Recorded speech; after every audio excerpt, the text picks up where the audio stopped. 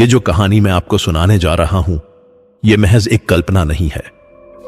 ये उस इंसान की सच्ची दास्तान है जिसने जिंदगी में सब कुछ खोकर भी उम्मीद नहीं छोड़ी, लेकिन जो पाया वो शायद किसी भी इंसान को नहीं मिलना चाहिए।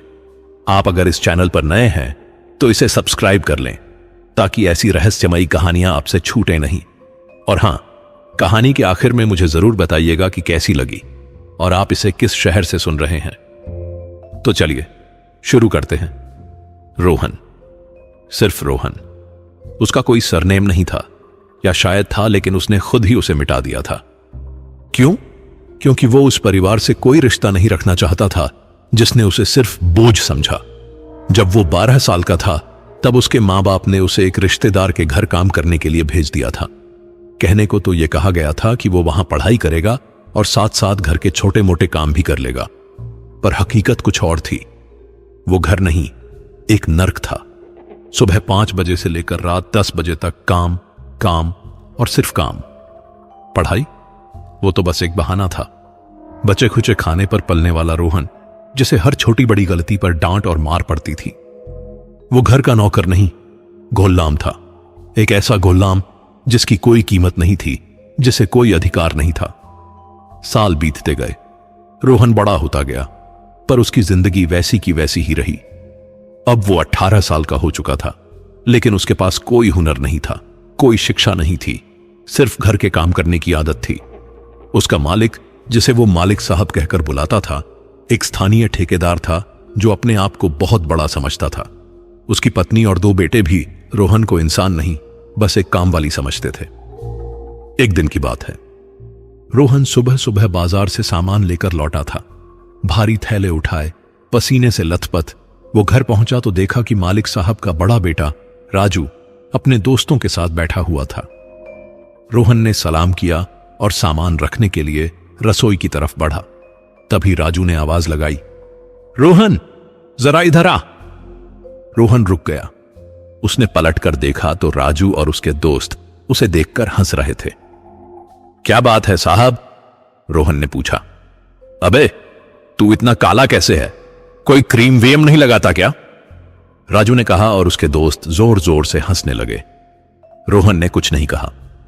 वो तो इन अपमानों का आदी हो चुका था, पर उस दिन कुछ अलग था। शायद उसके अंदर कहीं एक चिंगारी सुलग रही थी, एक ऐसी चिंगारी जो कह रही थी कि बस बहुत हो गया। रात को जब सब सो गए तो रोहन अपने छोटे से कमरे में बैठा था। वो कमरा भी दरअसल एक स्टोर रूम था जिसे साफ करके उसके रहने के लिए दे दिया गया था। उसके पास कुछ खास नहीं था। 2 जोड़ी कपड़े, एक टूटा फूटा बैग और कुछ पुराने अखबार जो वो कभी कभी पढ़ने की कोशिश करता था। उस रात उसने एक फैसला कर लिया। वो यहां से भागेगा, चाहे जो हो जाए, लेकिन इस जल्लत भरी जिंदगी से तो आजादी मिलेगी। लेकिन जाएगा कहां? उसके पास ना पैसा था, ना कोई ठिकाना। फिर भी कुछ भी इस गुलामी से बेहतर था। अगले दिन सुबह रोहन ने जैसे हमेशा करता था वैसे ही काम शुरू किया, लेकिन उसका दिमाग कुछ और सोच रहा था। दोपहर को जब सब खाना खा रहे थे तो रोहन ने चुपके से अपना बैग उठाया और घर के पिछवाड़े से निकल गया। उसने पीछे मुड़कर भी नहीं देखा। शहर की भीड़ भाड़ वाली सड़कों पर भटकते हुए रोहन को लगा कि शायद उसने गलती की है, पर अब पीछे मुड़ना मुमकिन नहीं था। वो चलता रहा जब तक कि उसे एक पुराना मंदिर नहीं मिल गया। वहां कुछ भिखारी और बेघर लोग सो रहे थे। रोहन भी वहीं एक कोने में बैठ गया। रात गहराने लगी, ठंडी हवाएं चल रही थीं और रोहन के पास एक पतली सी शर्ट के अलावा कुछ नहीं था। वो कांप रहा था, भूखा था, डरा हुआ था। उसे लगने लगा कि शायद उसे वापस जाना चाहिए। कम से कम वहां खाना तो मिलता था, सिर छुपाने की जगह तो थी। लेकिन तभी उसके पास एक बूढ़ा आदमी आकर बैठ गया। उसके कपड़े फटे पुराने थे, लेकिन उसकी आंखों में एक अजीब सी चमक थी। नया लगता है तू यहां, बूढ़े ने कहा। रोहन ने सिर हिलाया। हां, आज ही आया हूं। कहां से? पास के इलाके से, वहां एक घर में काम करता था। बूढ़े ने समझदारी भरी मुस्कान दी। भाग आया है ना? रोहन चुप रहा।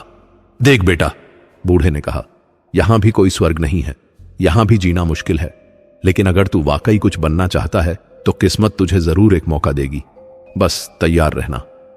रोहन ने पहली बार महसूस किया कि किसी ने उससे इंसान की तरह बात की है। उसकी आंखें भर आईं।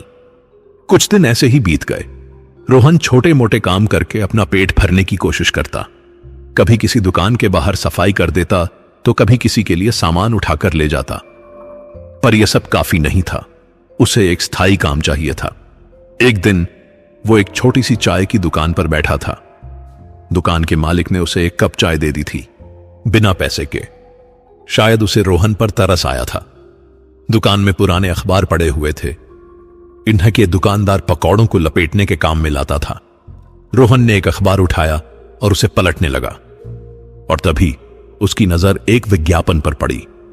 रिकवरी एजेंट चाहिए, सैलरी रुपए 50,000 प्रति माह, संपर्क करें, मोबाइल नंबर। रोहन के लिए यह किसी खजाने से कम नहीं था। उसने पूरी जिंदगी में इतने पैसे एक साथ कभी नहीं देखे थे। उसका दिल तेजी से धड़कने लगा। रिकवरी एजेंट मतलब शायद बैंक का कोई काम होगा, लोन वगैरह वसूलने का। उसने फौरन ही फैसला कर लिया, वो इस नंबर पर फोन करेगा। लेकिन फोन कहां से करे? उसके पास तो मोबाइल नहीं था।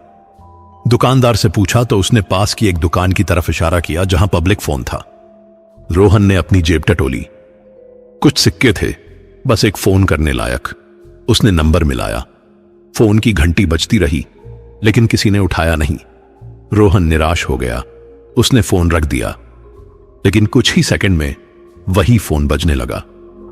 रोहन ने चौंक कर फोन उठाया। हेलो, उसने कहा। दूसरी तरफ से एक आवाज आई, एक महिला की आवाज, लेकिन कुछ अजीब सी, ठंडी, कर्कश और कहीं ना कहीं रहस्यमयी। तुमने अभी अभी इस नंबर पर फोन किया था? हां, मैंने विज्ञापन देखा था, रिकवरी एजेंट की नौकरी के बारे में। रोहन ने घबराते हुए कहा। ठीक है, अगर सचमुच काम चाहिए तो आज रात 12 बजे काली हवेली पर आ जाना। जानते हो कहां है? काली हवेली? रोहन ने पूछा। शहर के बाहर, पुराने कब्रिस्तान के पास। पूछते जाना, सब जानते हैं। और फोन कट गया। रोहन खड़ा रह गया, फोन हाथ में लिए। उसका दिल तेजी से धड़क रहा था। रात के 12 बजे काली हवेली, कब्रिस्तान के पास। यह सब कुछ बहुत अजीब लग रहा था, पर उसके पास और कोई विकल्प भी तो नहीं था। वो अपने पुराने ठिकाने पर लौट आया। बूढ़े आदमी से उसने काली हवेली के बारे में पूछा। बूढ़े का चेहरा एकदम सफेद पड़ गया। तुझे वहां क्यों जाना है? रोहन ने विज्ञापन और फोन की बात बताई। बूढ़ा चुप रह गया, फिर बोला, देख बेटा, वो हवेली, वो कोई आम जगह नहीं है। वहां के बारे में बहुत सारी अजीब कहानियां सुनता हूं मैं। लोग कहते हैं कि जो वहां जाता है वो बदल जाता है। कोई कहता है वहां भूत प्रेत रहते हैं, तो कोई कहता है वहां कोई जादू टोना होता है। लेकिन मैंने तो सिर्फ नौकरी के बारे में फोन किया था, रोहन ने कहा। हो सकता है यह सब अफवाह हो, लेकिन रात के 12 बजे बुलाना, यह थोड़ा अजीब है ना? रोहन को भी यही लग रहा था, पर फिर उसने सोचा, उसके पास खोने के लिए है ही क्या? अगर यह नौकरी सच में मिल गई तो वो अपनी जिंदगी बदल सकता है, और अगर कुछ गड़बड़ लगी तो वो वापस आ जाएगा। मैं जाऊंगा, रोहन ने फैसला सुना दिया। बूढ़े ने गहरी सांस ली। जा, लेकिन सावधान रहना, और अगर कुछ भी अजीब लगे तो फौरन वापस आ जाना। शाम ढलने लगी थी। रोहन की घबराहट बढ़ती जा रही थी। क्या सचमुच उसे जाना चाहिए? क्या यह सही फैसला है? लेकिन फिर उसने अपनी हालत देखी। फटे कपड़े, खाली जेब, कोई भविष्य नहीं। उसे कुछ तो करना ही होगा। और इस तरह रोहन उस रास्ते पर चल पड़ा जो उसकी जिंदगी को हमेशा के लिए बदलने वाला था। रात के करीब 11 बज रहे थे। रोहन मंदिर के बाहर खड़ा था, मन ही मन फैसला करने की कोशिश कर रहा था। जाना है या नहीं? उसका दिल कह रहा था कि यह सब कुछ गलत है, लेकिन दिमाग कह रहा था कि बिना रिस्क लिए कुछ नहीं मिलता। आखिरकार उसने हिम्मत जुटाई और चल पड़ा। शहर की सड़कें धीरे धीरे सुनसान होती जा रही थीं। दुकानें बंद हो चुकी थीं। लोग अपने अपने घरों में सो रहे थे। सिर्फ कुछ आवारा कुत्ते और बिल्लियां इधर उधर घूम रही थीं। रोहन ने रास्ते में कुछ लोगों से काली हवेली के बारे में पूछा। पहले तो लोग उसे अजीब नजरों से देखते, फिर दूर किसी दिशा की तरफ इशारा कर देते। एक बुजुर्ग ने तो उससे सीधे पूछ लिया, इस वक्त वहां क्यों जाना है तुम्हें, कोई काम है क्या? रोहन ने बस इतना कहा, हां, एक जरूरी काम है। बुजुर्ग ने सिर हिलाया। देखो बेटे, मैं तुम्हें नहीं जानता, लेकिन एक बात कहूंगा, वो जगह अच्छी नहीं है, खासकर रात के वक्त। अगर बहुत जरूरी नहीं है तो मत जाओ। लेकिन रोहन के कदम पीछे नहीं हटे। वो चलता रहा, जब तक कि शहर की रोशनी पीछे छूट नहीं गई। अब वो एक सुनसान इलाके में था। सड़क के दोनों तरफ बड़े बड़े पेड़ थे, जिनकी शाखाएं हवा में हिल रही थीं और अजीब अजीब आवाजें कर रही थीं। रोहन को डर लग रहा था, लेकिन वो रुका नहीं। और फिर दूर से उसे दिखाई दिया एक विशाल हवेली। बाकी सब जगह तो वीरान थी, लेकिन वो हवेली, वो किसी अलग ही दुनिया की लग रही थी। हवेली की ऊंची दीवारें, पुराने जमाने की वास्तुकला और बड़े बड़े लोहे के दरवाजे। ऊपर से देखने पर लगता था कि यह कभी किसी बड़े राजा या जमींदार की हवेली रही होगी, लेकिन अब यह वीरान थी, उजाड़ थी। रोहन हवेली के मुख्य दरवाजे के पास पहुंचा। उसने घड़ी देखी, ठीक 12 बज रहे थे। उसने दरवाजे पर दस्तक दी, लेकिन दस्तक देने से पहले ही दरवाजा अपने आप चरमराता हुआ खुल गया। रोहन का शरीर सिहर उठा। कोई तो अंदर है, उसने सोचा, लेकिन अंदर घना अंधेरा था, कुछ भी दिखाई नहीं दे रहा था। हेलो, रोहन ने आवाज लगाई। कोई जवाब नहीं आया। वो धीरे धीरे अंदर दाखिल हुआ। जैसे ही उसने कदम रखा, पीछे से दरवाजा अपने आप बंद हो गया। रोहन चौंक कर पीछे मुड़ा, लेकिन वहां कोई नहीं था। अब उसका दिल जोर जोर से धड़कने लगा। उसे लगा कि शायद उसे वापस जाना चाहिए, लेकिन तभी अचानक हवेली के अंदर कुछ मोमबत्तियां जल उठीं। एक धुंधली रोशनी फैल गई और उस रोशनी में रोहन ने उसे देखा। एक लड़की काले कपड़ों में पीठ किए खड़ी थी। उसके लंबे काले बाल कमर तक थे। वो बिल्कुल स्थिर खड़ी थी, जैसे कोई मूर्ति हो। तुमने मुझे बुलाया था? रोहन ने हिम्मत करके पूछा। लड़की धीरे धीरे मुड़ी और जैसे ही रोहन ने उसका चेहरा देखा, वो अवाक रह गया। वो बेहद सुंदर थी, इतनी सुंदर कि रोहन को विश्वास नहीं हुआ।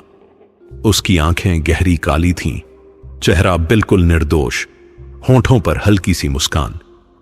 लेकिन कहीं ना कहीं उसमें कुछ अजीब भी था, कुछ ऐसा जो रोहन को बेचैन कर रहा था। तुम रोहन हो? लड़की ने पूछा। उसकी आवाज मखमली थी, लेकिन ठंडी भी। हां, मैं रोहन हूं। आपने मुझे फोन पर बुलाया था, रिकवरी एजेंट की नौकरी के लिए। लड़की ने सिर हिलाया। चलो अंदर आओ। वो एक बड़े हॉल में चली गई। रोहन उसके पीछे पीछे गया। हॉल में भी वही धुंधली रोशनी थी। दीवारों पर पुरानी पेंटिंग्स लगी हुई थीं, फर्नीचर पुराना और धूल से भरा हुआ था, लेकिन बीच में एक टेबल थी जिस पर कुछ कागज रखे हुए थे। लड़की ने इशारा किया, बैठो। रोहन बैठ गया। लड़की उसके सामने खड़ी रही। पहले मैं तुम्हें हमारे काम के बारे में बता देती हूं, लड़की ने कहना शुरू किया। हम लोन रिकवरी का काम करते हैं, यानी जो लोग हमसे पैसे उधार लेते हैं और वापस नहीं करते, उनसे वो पैसे वसूलने का काम। रोहन ने सिर हिलाया। यह तो सामान्य बात लग रही थी, लेकिन लड़की ने आगे कहा, हमारा तरीका थोड़ा अलग है। तुम्हें सिर्फ रात को काम करना होगा, रात 11 बजे से लेकर 3 बजे तक। सिर्फ रात को? रोहन ने हैरानी से पूछा। हां, हमारे जो ग्राहक हैं वो थोड़े खास किस्म के हैं। वो दिन में नहीं मिलते, सिर्फ रात को। रोहन को यह थोड़ा अजीब लगा, लेकिन उसने कुछ नहीं कहा। हर रात तुम्हें एक लेटर मिलेगा, लड़की ने समझाया। उसमें एक नाम और पता होगा। तुम्हें वहां जाना होगा और पैसे वसूल करके वापस आना होगा, बस इतना ही। और सैलरी? रोहन ने पूछा। 50,000 रुपए महीना, साथ में रहने और खाने की सुविधा मुफ्त। रोहन की आंखें चमक उठीं। यह तो सपने जैसा लग रहा था, लेकिन फिर उसे संदेह हुआ। इतनी अच्छी नौकरी इतनी आसानी से कैसे मिल रही है? जैसे लड़की ने उसके मन की बात पढ़ ली हो। वो बोली, तुम सोच रहे होगे कि यह इतना आसान कैसे है। दरअसल इस काम में थोड़ा रिस्क है।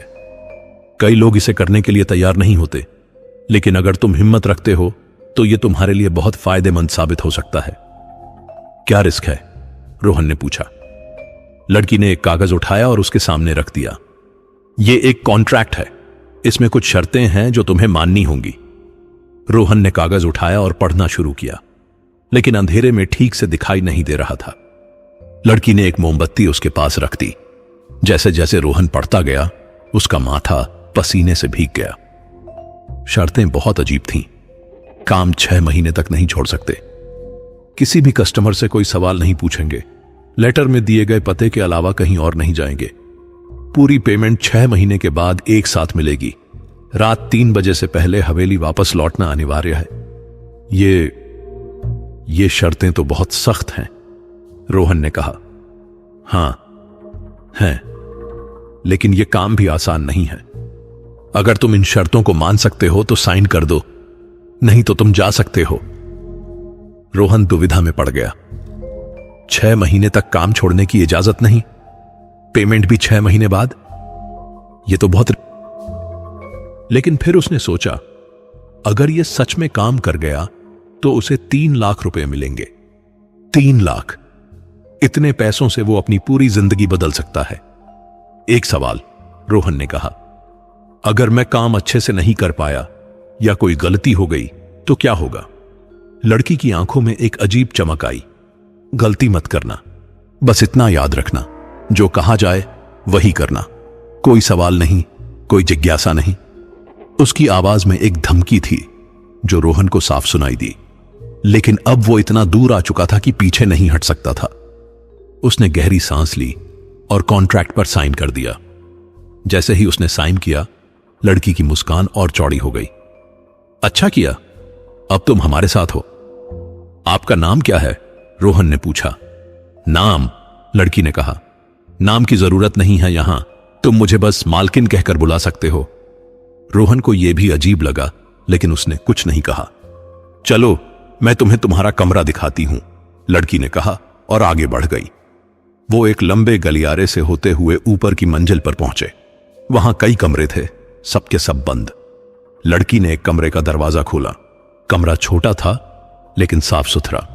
एक बिस्तर, एक अलमारी और एक छोटी सी खिड़की। रोहन के लिए यह किसी महल से कम नहीं था। इतने सालों बाद उसे एक अपना कमरा मिला था। यहां तुम्हारे कपड़े हैं, लड़की ने अलमारी की तरफ इशारा किया, और खाना नीचे रसोई में है, जब भूख लगे खा सकते हो।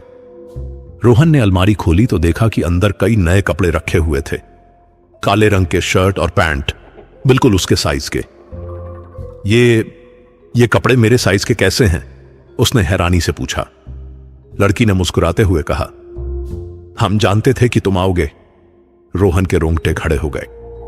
कैसे जानते थे? उसने तो खुद आज सुबह ही फैसला किया था कि वो यहां आएगा, लेकिन लड़की ने उसे और सोचने का मौका नहीं दिया। अब तुम आराम करो, कल रात से तुम्हारा काम शुरू होगा, मैं तुम्हें बुला लूंगी। और वो चली गई। रोहन कमरे में अकेला रह गया। उसने दरवाजा बंद किया और गहरी सांस ली।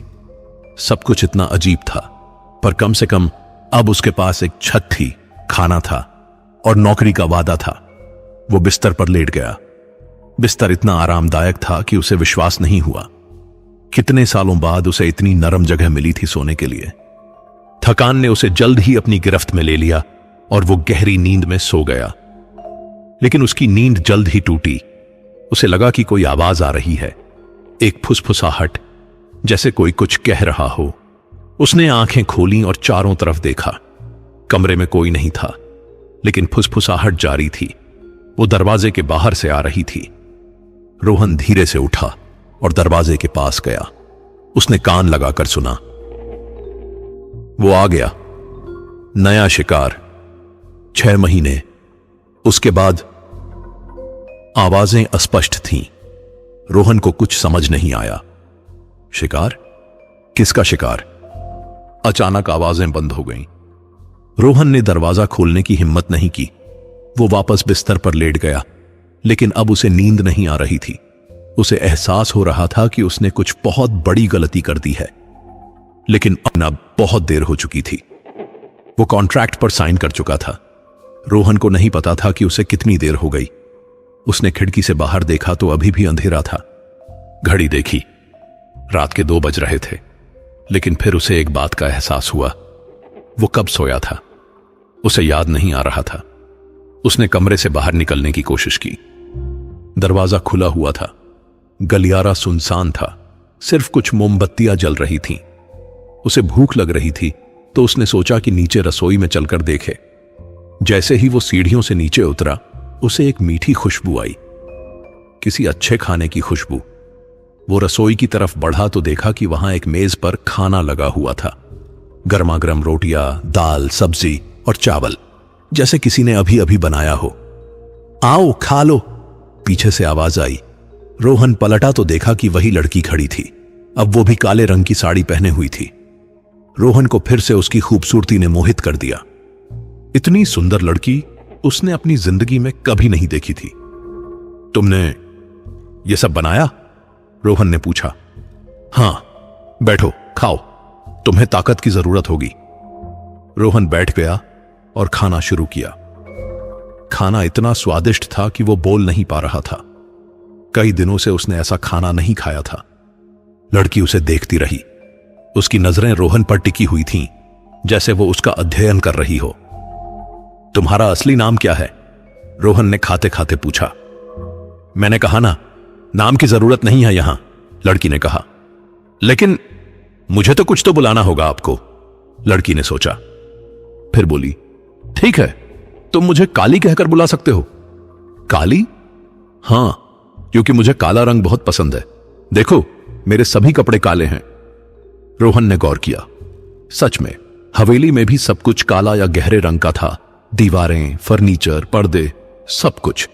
खाना खत्म करने के बाद रोहन ने पूछा, अब मुझे क्या करना है? अभी सो जाओ, जब तुम्हारा पहला काम होगा तो मैं तुम्हें जगा दूंगी। रोहन अपने कमरे में वापस चला गया। वो बिस्तर पर लेट गया, लेकिन नींद नहीं आ रही थी। बहुत सारे सवाल उसके दिमाग में घूम रहे थे। ये जगह क्या है? ये लड़की कौन है? और सबसे बड़ा सवाल, उसने सुबह क्यों नहीं देखी? उसने खिड़की से बाहर देखा। अभी भी अंधेरा था, जैसे सुबह होने का नाम ही नहीं ले रही थी। और फिर अचानक उसकी नजर दरवाजे के नीचे पड़ी। वहां से एक सफेद लिफाफा सरक कर अंदर आया। रोहन तुरंत उठा और लिफाफा उठा लिया। उसने घड़ी देखी। रात के ठीक 10 बज रहे थे। लेकिन मैंने तो अभी अभी खाना खाया था, वो 2 बजे था, और अब 10 बज रहे हैं। मतलब मैं 8 घंटे सोया? उसे कुछ समझ नहीं आ रहा था। उसे तो ऐसा लग रहा था जैसे बस कुछ ही मिनट हुए हों। उसने लिफाफा खोला। अंदर एक कागज था जिस पर एक नाम और पता लिखा हुआ था। नाम रमेश कुमार, पता पुराना किला, पूर्वी द्वार के पास, राशि रुपए 50,000, बस इतना ही, कोई और जानकारी नहीं। रोहन ने कपड़े बदले और नीचे गया। काली वहीं खड़ी थी, जैसे वो उसका इंतजार कर रही हो। मिल गया लेटर? उसने पूछा। हां, लेकिन ये पुराना किला, वो तो बहुत दूर है और वहां कोई रहता भी नहीं। तुम्हें सिर्फ वहां जाना है और पैसे लेकर आना है, कोई सवाल मत पूछो। याद है ना कॉन्ट्रैक्ट की शर्त? रोहन को याद आ गया। हां, उसने साइन किया था कि वो कोई सवाल नहीं पूछेगा। और हां, काली ने आगे कहा, 3 बजे से पहले वापस आ जाना। अगर तुम 3 बजे तक नहीं लौटे तो खैर, वो मत होने देना। उसकी आवाज में फिर से वही खतरनाक लहजा था। रोहन हवेली से बाहर निकला। बाहर भी घना अंधेरा था। उसने रास्ता पूछते हुए पुराने किले की तरफ चलना शुरू किया। रास्ता लंबा और सुनसान था। कहीं कहीं टूटी फूटी सड़कें, कहीं सिर्फ कच्चा रास्ता। आधे घंटे की यात्रा के बाद वो पुराने किले के पास पहुंचा। किला वाकई बहुत पुराना था। टूटी फूटी दीवारें, झाड़ियां और जंगली पौधे हर तरफ उग आए थे। पूर्वी द्वार ढूंढने में भी उसे मुश्किल हुई। आखिरकार उसने एक टूटा हुआ दरवाजा देखा। वहां एक आदमी खड़ा था, बिल्कुल स्थिर, जैसे पत्थर की मूर्ति हो। रमेश कुमार? रोहन ने पूछा। आदमी ने कोई जवाब नहीं दिया। वो बस घूरता रहा। उसकी आंखें अजीब थीं, जैसे उनमें कोई जान ही नहीं हो। रोहन डर गया। मैं पैसे लेने आया हूं, आपका लोन। आदमी ने धीरे धीरे अपनी जेब में हाथ डाला और एक लिफाफा निकाला। उसने वो रोहन की तरफ बढ़ा दिया। रोहन ने हिचकिचाते हुए लिफाफा लिया। उसने खोलकर देखा। अंदर 50,000 रुपए थे। नोट पुराने थे लेकिन असली लग रहे थे। थैंक यू, रोहन ने कहा। लेकिन जब उसने सिर उठाकर देखा तो वो आदमी गायब हो चुका था, जैसे हवा में घुल गया हो। रोहन के रोंगटे खड़े हो गए। ये क्या हो रहा था? कैसे कोई इंसान इतनी जल्दी गायब हो सकता है? उसने पीछे मुड़कर देखा, इधर उधर देखा, लेकिन कोई नहीं था। सिर्फ रात का सन्नाटा और ठंडी हवा। वो जल्दी जल्दी वहां से भागा और हवेली की तरफ लौट आया। घड़ी देखी, रात के 1 बज रहे थे। अभी 2 घंटे बाकी थे। हवेली पहुंचकर उसने काली को लिफाफा दे दिया। काली ने गिनती की और मुस्कुरा दी। अच्छा काम किया, अब सो जाओ। रोहन अपने कमरे में गया। उसका दिमाग अभी भी उस अजीब आदमी के बारे में सोच रहा था। कौन था वो और कैसे गायब हो गया? लेकिन थकान ने उसे फिर से अपनी गिरफ्त में ले लिया। वो बिस्तर पर गिर गया और गहरी नींद में सो गया। और जब उसकी आंख खुली तो फिर से वही अंधेरा। कोई सुबह नहीं, कोई धूप नहीं, जैसे इस हवेली में दिन होता ही नहीं था। अगले कुछ दिन, या कहूं कि रातें, वैसे ही बीती। रोहन को समझ में नहीं आ रहा था कि दिन कब बीतता है और रात कब आती है। इस हवेली में तो हमेशा अंधेरा ही रहता था। बस उसकी घड़ी बताती थी कि समय बीत रहा है। हर रात ठीक 10 बजे उसके दरवाजे के नीचे से एक लिफाफा आता। उसमें एक नाम, पता और राशि लिखी होती। रोहन वहां जाता, पैसे लेता और वापस आ जाता। और हर बार वही अजीब अनुभव। लोग बिना कुछ बोले पैसे दे देते और फिर गायब हो जाते। शुरू शुरू में तो रोहन को बहुत डर लगता था, लेकिन धीरे धीरे वो इस अजीब दुनिया का आदी होने लगा। उसने सोचा कि शायद ये लोग कोई खास किस्म के अपराधी हैं जो दिन में बाहर नहीं निकल सकते, या फिर ये कोई गुप्त संगठन का काम है। पर एक बात उसे हमेशा परेशान करती, सुबह। सुबह क्यों नहीं होती? इस हवेली में धूप क्यों नहीं आती? एक रात जब वो अपनी रिकवरी से वापस आया तो उसने काली से पूछने की हिम्मत की। काली, एक बात पूछूं? काली ने उसकी तरफ देखा। उसकी आंखों में वही रहस्यमयी चमक थी। पूछो। ये हवेली, यहां सुबह क्यों नहीं होती? मुझे यहां कितने दिन हो गए, लेकिन एक बार भी धूप नहीं देखी। काली मुस्कुरा दी, एक अजीब सी मुस्कान जो रोहन को बेचैन कर गई। तुम्हें धूप की याद आती है? हां, मतलब ये थोड़ा अजीब है ना, हमेशा रात, हमेशा अंधेरा। रोहन, काली ने उसके पास आते हुए कहा, कुछ जगहें ऐसी होती हैं जहां सिर्फ रात का राज चलता है, और यह हवेली उन्हीं जगहों में से एक है। तुम्हें इसकी आदत पड़ जाएगी। वैसे भी धूप में क्या रखा है, अंधेरा ज्यादा सुकून देता है। रोहन को यह जवाब संतोषजनक नहीं लगा, लेकिन उसने और सवाल नहीं पूछे। कॉन्ट्रैक्ट की शर्त याद थी। कोई सवाल नहीं। दिन बीतते गए, या शायद रातें। रोहन को अब गिनती भी नहीं रह गई थी कि कितना समय बीत चुका है। 1 हफ्ता, 2 हफ्ते या 1 महीना। लेकिन एक रात कुछ अलग हुआ।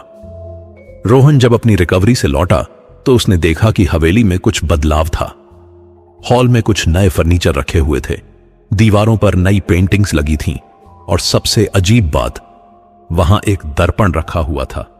एक बड़ा पुराना दर्पण जिसका फ्रेम सोने का बना हुआ था। रोहन ने दर्पण में अपनी तरफ देखा और चौंक गया। उसका चेहरा वो पहले से अलग दिख रहा था। उसकी त्वचा पहले से ज्यादा पीली हो गई थी। आंखों के नीचे काले घेरे आ गए थे, जैसे उसने कई दिनों से नींद नहीं ली हो। ये मैं ऐसा क्यों दिख रहा हूं?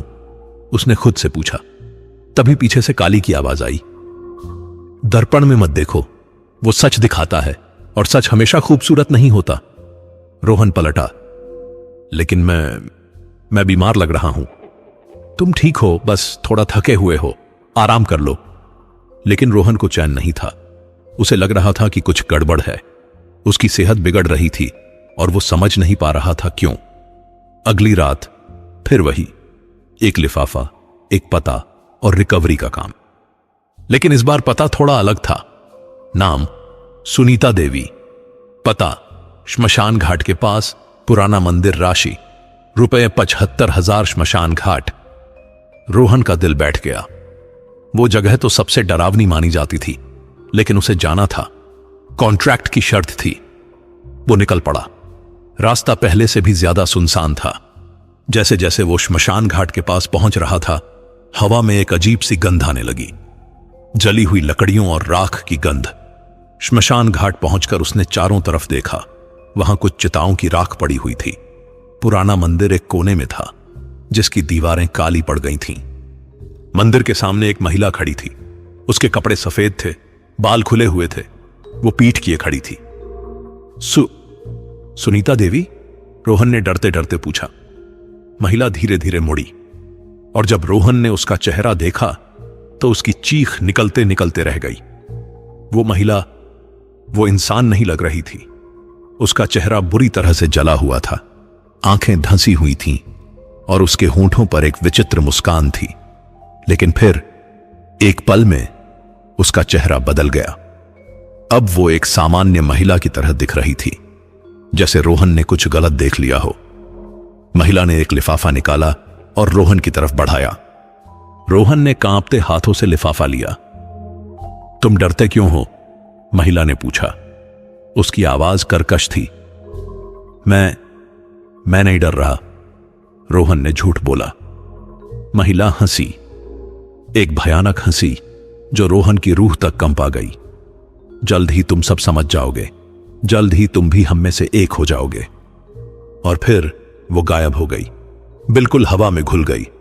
रोहन भागते हुए वहां से निकला। उसकी सांसें तेज चल रही थीं, दिल जोर जोर से धड़क रहा था। कुछ तो बहुत गड़बड़ है। ये लोग, ये सामान्य इंसान नहीं हैं। हवेली पहुंचकर उसने काली को सब कुछ बताना चाहा, लेकिन काली ने उसे रोक दिया। तुम्हारा काम सिर्फ पैसे लाना है, बाकी सब भूल जाओ। लेकिन वो महिला, उसका चेहरा, मैंने कहा ना भूल जाओ। काली की आवाज में इस बार गुस्सा था। उसकी आंखें लाल हो गई थीं। रोहन चुप हो गया। उसे पहली बार एहसास हुआ कि काली कितनी खतरनाक हो सकती है। वो अपने कमरे में चला गया और दरवाजा बंद कर लिया। उसका दिमाग तेजी से सोच रहा था, उसे यहां से भागना होगा। जो भी हो रहा है यह ठीक नहीं है, लेकिन कैसे भागे? कॉन्ट्रैक्ट की शर्त थी, 6 महीने तक काम छोड़ नहीं सकते। और अगर उसने कॉन्ट्रैक्ट तोड़ा तो क्या होगा? उसने दरवाजे का हैंडल पकड़ा और खोलने की कोशिश की, लेकिन दरवाजा नहीं खुला। वो बंद था, अंदर से बंद। रोहन ने जोर लगाया, धक्का दिया, लेकिन दरवाजा नहीं खुला, जैसे किसी ने बाहर से ताला लगा दिया हो। नहीं नहीं, यह नहीं हो सकता, रोहन चिल्लाया, लेकिन कोई जवाब नहीं आया। सिर्फ सन्नाटा था, और उस सन्नाटे में रोहन को एहसास हुआ कि वो फंस गया है। वो एक ऐसी जगह फंस गया है जहां से निकलना नामुमकिन है। उसने खिड़की से बाहर देखा। नीचे बहुत ऊंचाई थी, कूदना संभव नहीं था, और बाहर घना अंधेरा था। कुछ भी दिखाई नहीं दे रहा था। वो बिस्तर पर बैठ गया और सिर पकड़ लिया। उसने क्या कर दिया? 50,000 रुपए के लालच में उसने अपनी जान खतरे में डाल दी। और तभी उसे दरवाजे के नीचे से फिर से एक लिफाफा दिखाई दिया। उसने उठाकर खोला। नाम करीम शेख, पता कब्रिस्तान, मजार के पास राशि 1 लाख रुपए। यह तो अब तक की सबसे बड़ी राशि थी, लेकिन कब्रिस्तान, रात के इस वक्त। रोहन का दिल डूब गया, लेकिन उसके पास कोई विकल्प नहीं था। दरवाजा अब खुल गया था, जैसे काली उससे कह रही हो, जाओ अपना काम करो।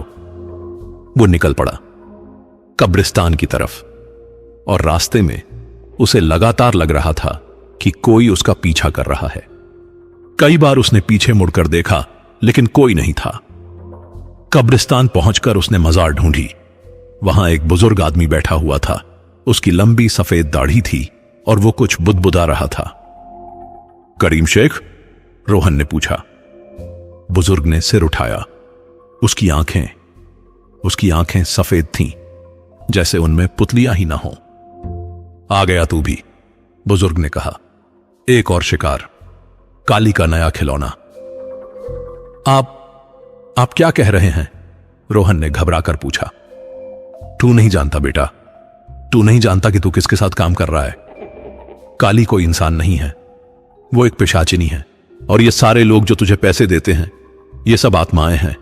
मरे हुए लोग जो अपनी इच्छाओं को पूरा करने के लिए पैसे देते हैं। रोहन के पैरों तले जमीन खिसक गई। नहीं, यह झूठ है। आप मुझे डरा रहे हैं। बुजुर्ग हंसा। डरा रहा हूं? देख अपने आसपास, तू खुद एक कब्रिस्तान में खड़ा है और तुझसे बात एक मरा हुआ इंसान कर रहा है। अब भी तुझे शक है? रोहन ने चारों तरफ देखा। कब्रें, हर तरफ कब्रें थीं और उन पर नाम लिखे हुए थे। उसने एक कब्र पर पढ़ा, करीम शेख 1945-2010। उसकी सांसें रुक गईं।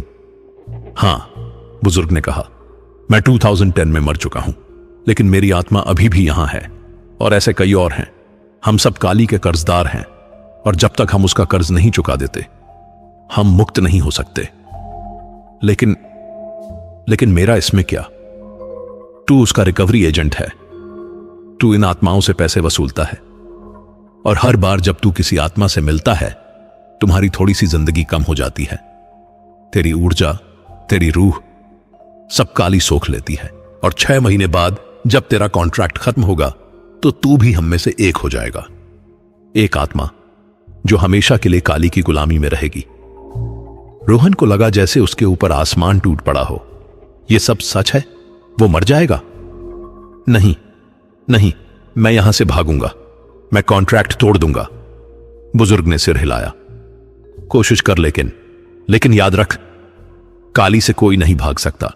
जिसने एक बार उसके साथ कॉन्ट्रैक्ट साइन कर दिया उसकी किस्मत तय हो जाती है। और उसने रोहन की तरफ एक लिफाफा बढ़ाया। रोहन ने लिफाफा लिया, लेकिन उसके हाथ कांप रहे थे। उसका पूरा शरीर कांप रहा था। वो भागते हुए हवेली की तरफ लौटा। उसके दिमाग में बस एक ही विचार था, मुझे यहां से भागना होगा। चाहे जो हो जाए, मुझे यहां से भागना होगा। हवेली में वापस आकर रोहन ने काली को पैसे दिए। काली ने उसे देखा और मुस्कुरा दी। उस मुस्कान में अब रोहन को साफ दिखाई दे रहा था, वो कोई इंसान नहीं थी। तुम परेशान लग रहे हो, काली ने कहा। मैं ठीक हूं, रोहन ने झूठ बोला। झूठ मत बोलो, मुझे पता है तुमने करीम शेख से क्या सुना है। रोहन चौंक गया। तुम्हें कैसे पता? मुझे सब पता है रोहन। हर वो बात जो तुम सोचते हो, हर वो शब्द जो तुम बोलते हो, मैं सब जानती हूं। काली उसके पास आई, इतने पास कि रोहन उसकी सांसें महसूस कर सकता था। लेकिन अजीब बात यह थी कि उसकी सांसों में कोई गर्मी नहीं थी। वो ठंडी थी, बर्फ की तरह ठंडी। तुम सच में सोचते हो कि तुम यहां से भाग सकते हो? काली ने फुसफुसाते हुए कहा। रोहन ने पीछे हटने की कोशिश की, लेकिन उसके पैर जम गए, जैसे किसी ने उन्हें जमीन से चिपका दिया हो। देखो रोहन, काली ने कहना जारी रखा, मैं तुम्हें धोखा नहीं दे रही हूं। मैंने तुम्हें शुरू से ही बोला था कि यह काम आसान नहीं है। तुमने कॉन्ट्रैक्ट पर साइन किया, तुमने शर्तें मान ली, अब तुम्हें 6 महीने पूरे करने होंगे। लेकिन करीम शेख ने कहा कि मैं मर जाऊंगा, कि तुम मेरी जिंदगी सोख रही हो। काली हंसी, एक ठंडी कर्कश हंसी। मरना? हां, एक तरह से तुम मरोगे। तुम्हारा पुराना वजूद खत्म हो जाएगा, लेकिन तुम एक नई जिंदगी पाओगे। एक ऐसी जिंदगी जहां तुम्हें किसी चीज की कमी नहीं होगी। तुम अमर हो जाओगे। अमर? मतलब एक भूत बनकर? भूत, आत्मा, पिशाच, जो भी नाम देना चाहो दे सकते हो, लेकिन सच यह है कि तुम इस दुनिया में हमेशा के लिए रहोगे। कभी बूढ़े नहीं होगे, कभी बीमार नहीं पड़ोगे। रोहन का दिमाग सुन्न हो गया। यह सब सुनकर उसे लग रहा था कि वो किसी बुरे सपने में फंसा है, लेकिन यह सच था। यह सब सच था। मुझे नहीं चाहिए ऐसी जिंदगी, रोहन ने हिम्मत जुटाकर कहा। मुझे यहां से जाने दो। काली की मुस्कान गायब हो गई। उसकी आंखें लाल हो गईं और उसके चेहरे पर गुस्सा उभर आया। जाने दूं? तुम्हें लगता है मैं तुम्हें बस ऐसे ही जाने दूंगी? तुमने कॉन्ट्रैक्ट पर साइन किया है रोहन, और इस कॉन्ट्रैक्ट को तोड़ने की कीमत बहुत भारी है। क्या कीमत? रोहन ने डरते हुए पूछा। काली ने अपना हाथ उठाया और रोहन की तरफ इशारा किया। अचानक रोहन को अपनी छाती में एक तेज दर्द महसूस हुआ, जैसे किसी ने उसके दिल को निचोड़ दिया हो। आह! रोहन चीखा और जमीन पर गिर गया। यह दर्द, काली ने कहा, यह तो बस एक झलक है। अगर तुमने कॉन्ट्रैक्ट तोड़ने की कोशिश की तो मैं तुम्हारी रूह को इतनी तकलीफ दूंगी कि तुम खुद मौत की भीख मांगोगे, लेकिन मौत भी तुम्हें नहीं मिलेगी। तुम हमेशा के लिए इस दर्द में तड़पते रहोगे। रोहन तड़प रहा था। दर्द असहनीय था। उसे लग रहा था कि उसके अंदर हजारों सुइयां चुभाई जा रही हैं। बस करो प्लीज, रोहन गिड़गिड़ाया। काली ने हाथ नीचे कर दिया और दर्द तुरंत बंद हो गया। रोहन सांस लेने की कोशिश कर रहा था, पसीने से लथपथ। आप समझे? काली ने ठंडी आवाज में कहा, तुम मेरे हो रोहन, और तुम हमेशा मेरे रहोगे। 6 महीने पूरे करो, अपना काम करो, और शायद मैं तुम पर थोड़ी मेहरबानी कर दूं। रोहन वहीं जमीन पर पड़ा रहा। उसके पास अब कोई विकल्प नहीं था। वो फंस गया था, पूरी तरह से फंस गया था। काली चली गई और रोहन अकेला रह गया। उसने किसी तरह खुद को उठाया और अपने कमरे में गया। वो बिस्तर पर लेट गया और रोने लगा।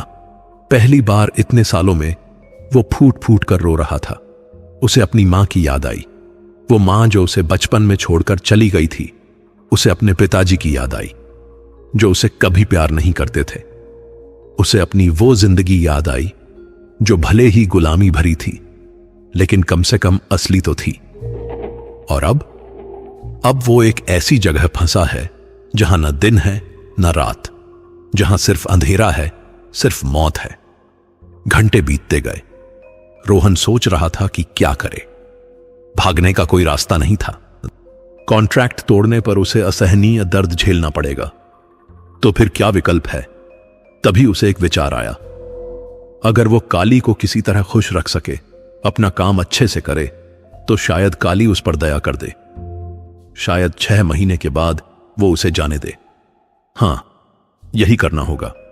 उसे अच्छे से काम करना होगा, कोई शिकायत नहीं करनी होगी और उम्मीद करनी होगी कि काली उस पर मेहरबानी करे। अगले कई दिनों तक रोहन ने वैसा ही किया। हर रात उसे जो लेटर मिलता, उस पर वो बिना किसी सवाल के काम करता।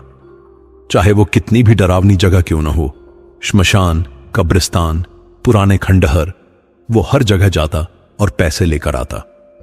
और धीरे धीरे उसे इन आत्माओं की आदत पड़ने लगी। अब वो उनसे डरता नहीं था, बल्कि कई बार तो वो उनसे बात भी करने लगा था। एक रात एक बूढ़ी आत्मा से मिला। उसने रोहन से कहा, तू अभी भी जवान है बेटा, तुझे अभी बहुत कुछ देखना बाकी है। काश तू यहां से निकल जाए। लेकिन कैसे? रोहन ने पूछा। बूढ़ी ने सोचा, एक ही रास्ता है, काली को कमजोर करना होगा। कमजोर? वो कैसे होगी? काली एक पिशाचिनी है। उसकी ताकत उसके शिकारों से आती है। जितने ज्यादा लोग उसकी गुलामी में होते हैं, उतनी ज्यादा वो ताकतवर होती है। अगर तू किसी तरह उसके शिकारों को मुक्त कर सके तो वो कमजोर हो जाएगी। लेकिन मैं शिकारों को कैसे मुक्त करूं? वो मैं नहीं जानती बेटा। लेकिन एक बात याद रख, काली की एक कमजोरी है। वो किसी पवित्र चीज को बर्दाश्त नहीं कर सकती। धूप, तुलसी, गंगा जल, ये सब चीजें उसे कमजोर कर देती हैं। ये सुनकर रोहन के दिमाग में एक योजना बनने लगी। अगर वो किसी तरह हवेली में धूप ला सके तो शायद काली कमजोर हो जाए। लेकिन धूप कैसे लाए? इस हवेली में तो कभी सुबह ही नहीं होती। फिर उसे याद आया, खिड़की। उसके कमरे में एक खिड़की थी। अगर वो उस खिड़की को तोड़ सके तो शायद बाहर की रोशनी अंदर आ सके। लेकिन बाहर भी तो अंधेरा है।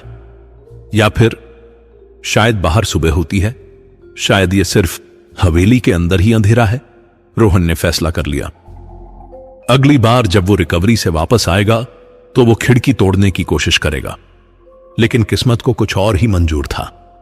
अगली रात जब उसे लेटर मिला तो उसमें एक अजीब पता लिखा था। नाम रूही, पता पुराना अस्पताल, 3री मंजिल, राशि रुपए 50,000। रूही? यह नाम तो लड़की का था। और पुराना अस्पताल, रोहन ने उस जगह के बारे में सुना था।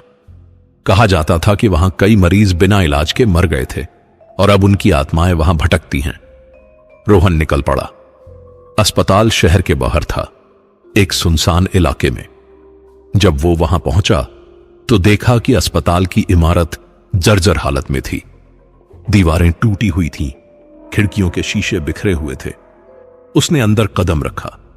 अंदर एक अजीब सी गंध थी, दवाइयों और सड़ांध की मिली जुली गंध। वो सीढ़ियों से ऊपर तीसरी मंजिल की तरफ बढ़ा। तीसरी मंजिल पर एक लंबा गलियारा था। दोनों तरफ कमरे थे, सबके सब खाली। उसने हर कमरे में झांका, लेकिन कोई नहीं था। रूही, उसने आवाज लगाई। कोई जवाब नहीं आया। रूही, मैं पैसे लेने आया हूं। तभी आखिरी कमरे से एक आवाज आई, एक लड़की की आवाज, बहुत धीमी लेकिन साफ। यहां आओ। रोहन उस कमरे की तरफ बढ़ा। दरवाजा खुला हुआ था, अंदर अंधेरा था। उसने अपने फोन की टॉर्च जलाई और फिर उसने देखा, कमरे के एक कोने में एक लड़की बैठी हुई थी। उसके कपड़े फटे पुराने थे, बाल बिखरे हुए थे, लेकिन जब उसने अपना चेहरा उठाया तो रोहन सांस रोक गया। वो बेहद खूबसूरत थी, इतनी खूबसूरत कि रोहन को विश्वास नहीं हुआ। काली से भी ज्यादा खूबसूरत। तुम रूही हो? रोहन ने पूछा। लड़की ने सिर हिलाया। उसकी आंखों में आंसू थे। प्लीज मुझे यहां से ले जाओ, मैं यहां फंसी हूं, बहुत सालों से यहां फंसी हूं। रोहन की दिल पसीज गई। तुम भी एक आत्मा हो? रूही ने सिर हिलाया। हां, मैं यहां इलाज के लिए आई थी, लेकिन डॉक्टरों ने गलत इलाज कर दिया। मैं मर गई और तब से यहीं फंसी हूं। लेकिन तुम काली को पैसे क्यों दे रही हो?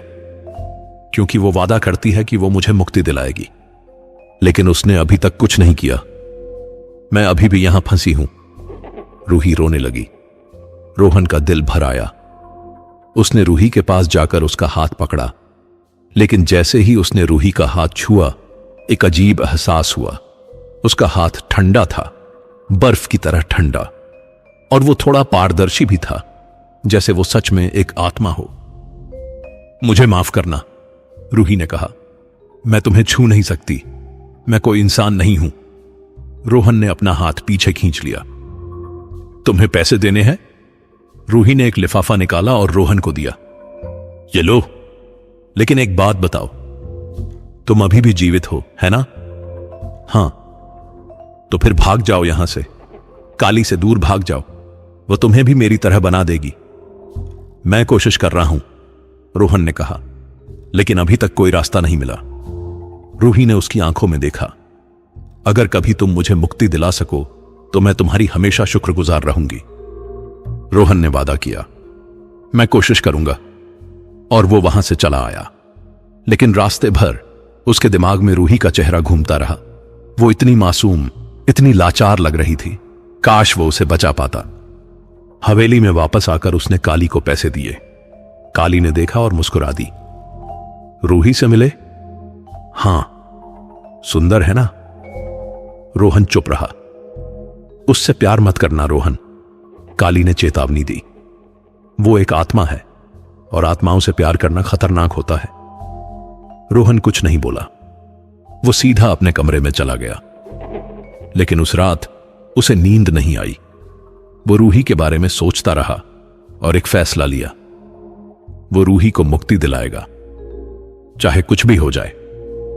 अब आप सोच रहे होंगे कि रोहन आखिर करेगा क्या? एक तरफ काली जैसी खतरनाक पिशाचिनी, जिसकी एक इशारे पर रोहन की रूह तक तड़प सकती है, और दूसरी तरफ रूही, एक मासूम आत्मा जो सालों से मुक्ति की तलाश में है। यह कहानी अब और भी दिलचस्प होने वाली है, तो बने रहिए मेरे साथ। रोहन अगले कुछ दिनों तक बस अपना काम करता रहा। हर रात वही रूटीन।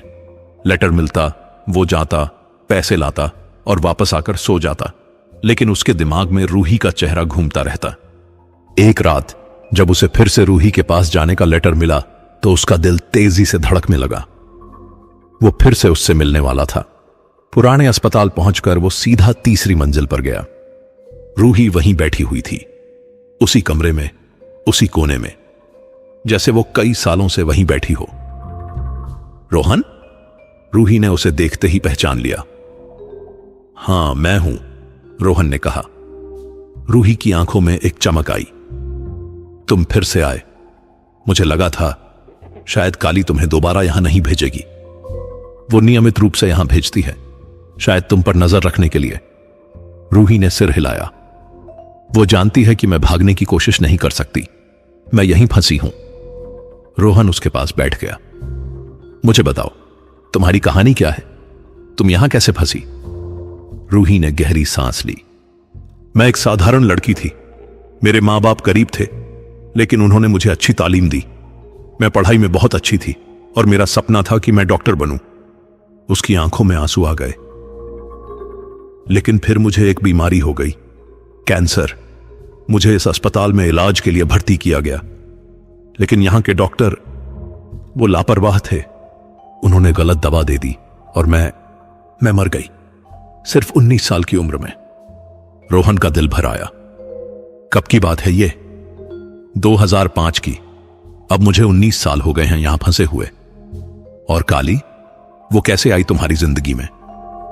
जब मैं मरी तो मेरी आत्मा को शांति नहीं मिली, क्योंकि मेरी मौत अचानक हुई थी, बिना किसी तैयारी के। मेरी इच्छाएं अधूरी रह गईं और ऐसी आत्माएं भटकती रहती हैं। फिर एक दिन काली आई। उसने कहा कि वो मुझे मुक्ति दिला सकती है, लेकिन उसके लिए मुझे उसे कुछ देना होगा। मैंने पूछा क्या? तो उसने कहा पैसा। पैसा? लेकिन एक आत्मा को पैसे कहां से मिलेंगे? यही तो पहेली है, रूही ने कहा। जब हम मरते हैं तो हमारी इच्छाओं, हमारे सपनों और हमारे अधूरे कामों की ऊर्जा बच जाती है। वो ऊर्जा एक तरह की शक्ति होती है, और वो शक्ति वो पैसे में बदल जाती है।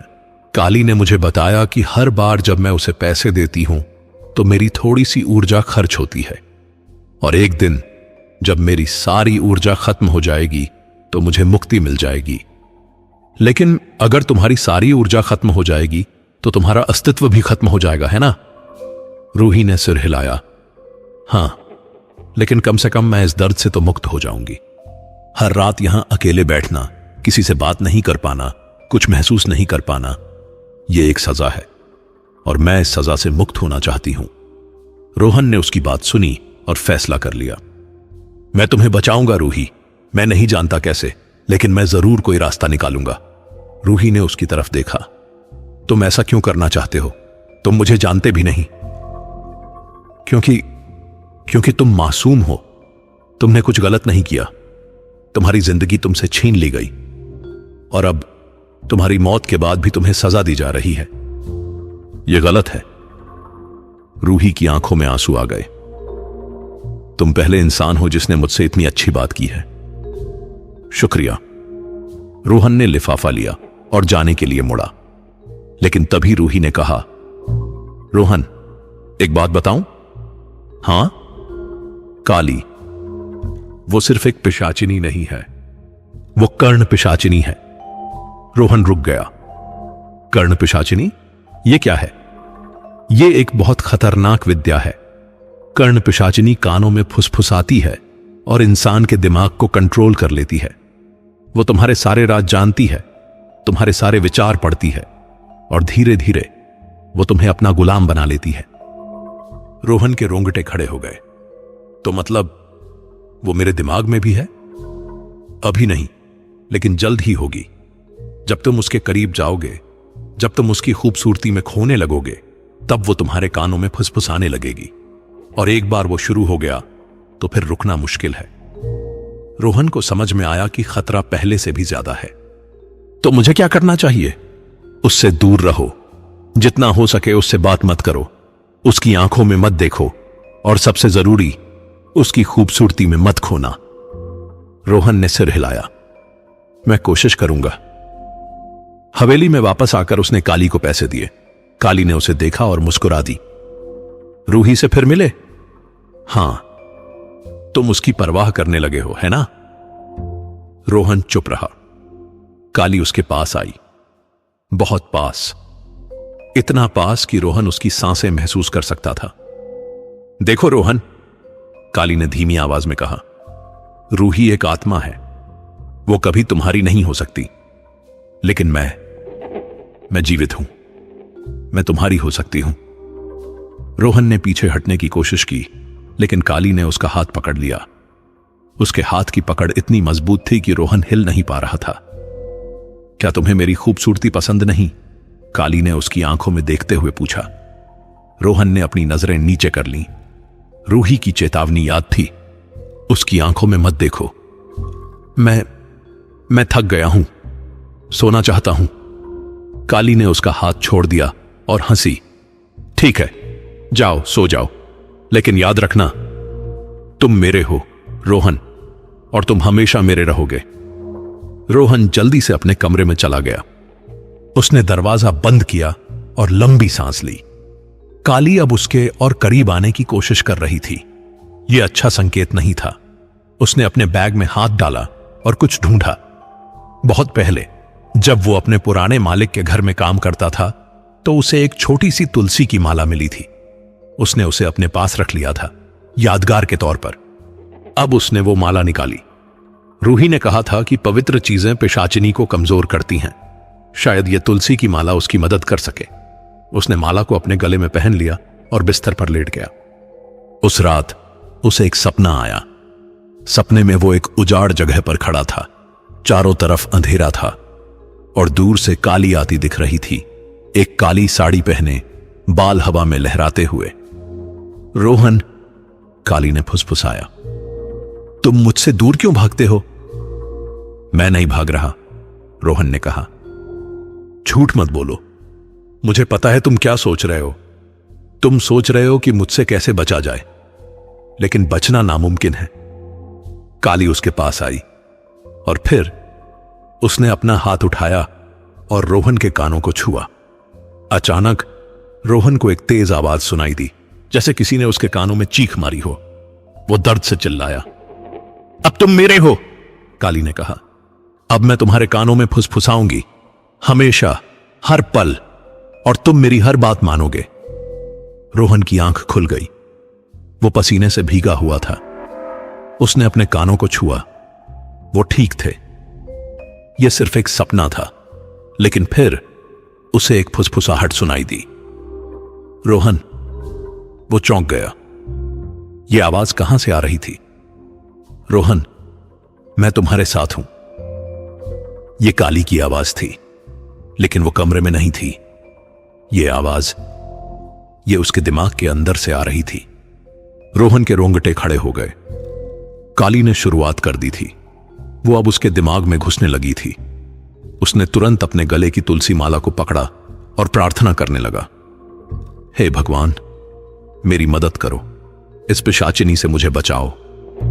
फुसफुसाहट धीरे धीरे कम होने लगी और फिर बंद हो गई। रोहन ने राहत की सांस ली। तुलसी की माला ने काम किया था, लेकिन यह कब तक चलेगा? काली रोज ज्यादा ताकतवर होती जा रही थी। अगले दिन या शायद अगली रात, रोहन को अब फर्क नहीं पता था, उसे फिर से एक लेटर मिला। लेकिन इस बार लेटर में कुछ अलग लिखा था। आज की रात छुट्टी है, आराम करो। छुट्टी? काली ने पहली बार उसे छुट्टी दी थी। यह अच्छा संकेत था या बुरा, रोहन नहीं जानता था। उसने फैसला किया कि वो इस मौके का फायदा उठाएगा। वो हवेली के बारे में और जानने की कोशिश करेगा। शायद कहीं कोई रहस्य छुपा हो, कोई कमजोरी हो काली की। रात में जब सब सो गए या जो भी इस हवेली में था, रोहन चुपके से अपने कमरे से बाहर निकला। उसने गलियारे में चलना शुरू किया। हवेली बहुत बड़ी थी, कई कमरे थे, सबके सब बंद। उसने एक एक करके दरवाजे खोलने की कोशिश की। कुछ दरवाजे खुल गए, अंदर बस खाली कमरे थे, पुराने फर्नीचर, धूल और मकड़ी के जाले। लेकिन फिर एक कमरे का दरवाजा खुला और अंदर कुछ अलग था। वो एक पूजा का कमरा था, लेकिन यह कोई साधारण पूजा का कमरा नहीं था। दीवारों पर अजीब अजीब तांत्रिक चिन्ह बने हुए थे।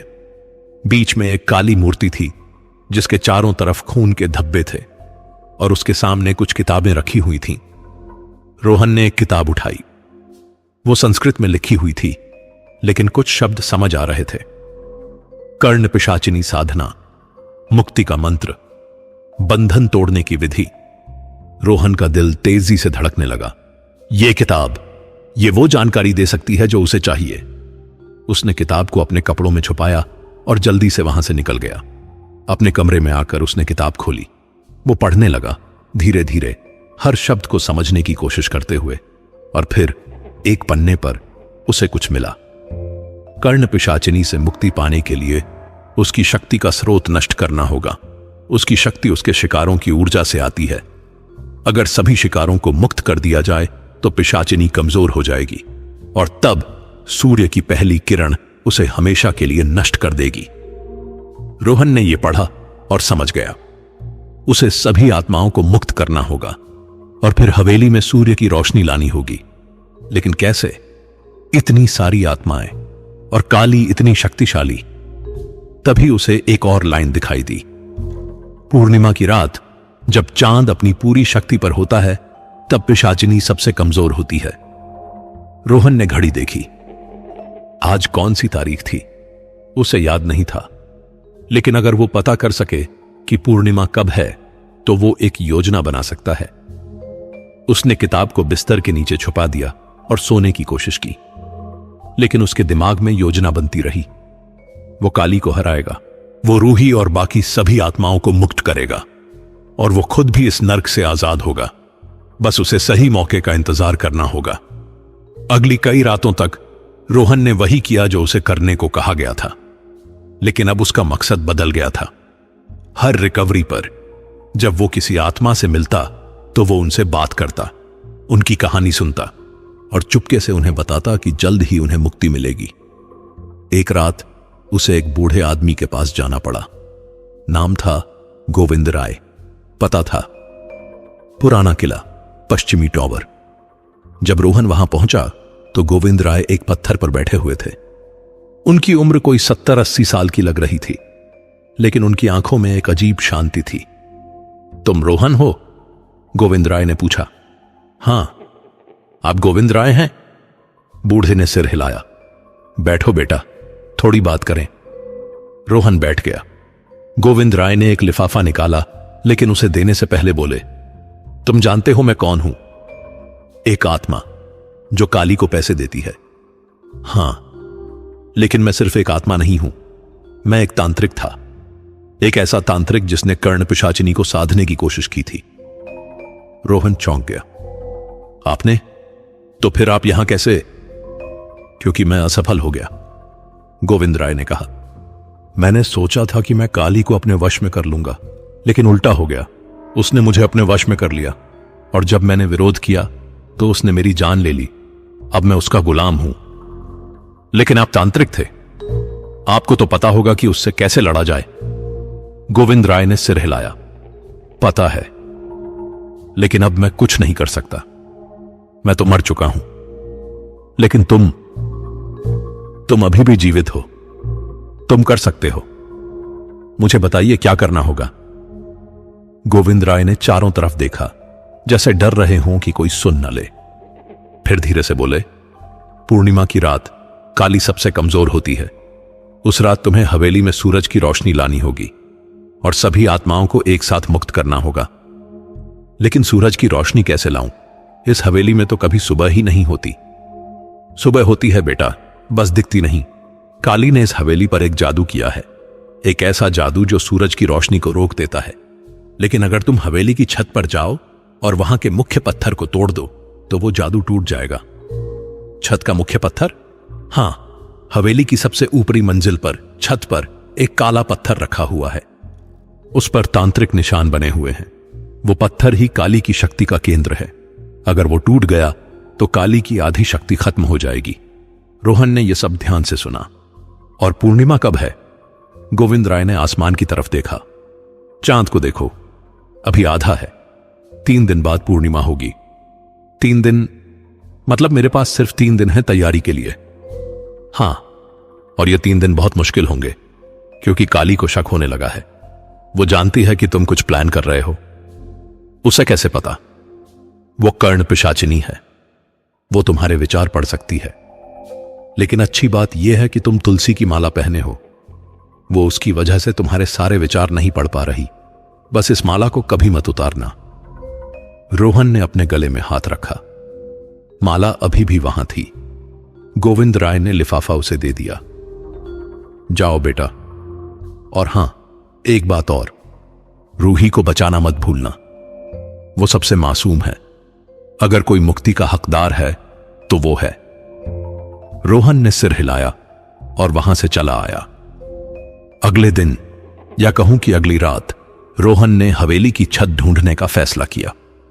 लेकिन यह इतना आसान नहीं था। हवेली में सीढ़ियां तो थीं, लेकिन सबसे ऊपर जाने वाली सीढ़ी एक बंद दरवाजे पर खत्म हो जाती थी। उसने दरवाजा खोलने की कोशिश की, लेकिन वो बंद था, और इस बार कोई ताला नहीं था। यह जादुई तरीके से बंद था। ढूंढ रहे हो कुछ? पीछे से काली की आवाज आई। रोहन चौंक गया। उसने पलटकर देखा तो काली वहीं खड़ी थी, मुस्कुरा रही थी। मैं बस हवेली देख रहा था, रोहन ने झूठ बोला। झूठ मत बोलो रोहन, काली ने कहा। उसकी आवाज में गुस्सा था। तुम छत ढूंढ रहे हो, है ना? रोहन चुप रह गया। काली उसके पास आई। मुझे पता है तुमने गोविंद राय से क्या बात की। मुझे पता है तुम क्या प्लान कर रहे हो, लेकिन यह नहीं होगा रोहन। मैं तुम्हें ऐसा नहीं करने दूंगी। तो फिर मुझे रोको, रोहन ने हिम्मत करके कहा। मार डालो मुझे, लेकिन मैं अब तुम्हारा गुलाम नहीं बनूंगा। काली की आंखें लाल हो गईं, लेकिन फिर अचानक वो शांत हो गई। उसने मुस्कान दी। तुम्हें मारने से क्या फायदा? मैं तुम्हें चाहती हूं रोहन। मैं चाहती हूं कि तुम मेरे साथ रहो, हमेशा के लिए। अगर तुम अपनी ये बेकार की योजना छोड़ दो तो मैं तुम्हें राजा बना दूंगी, इस हवेली का राजा।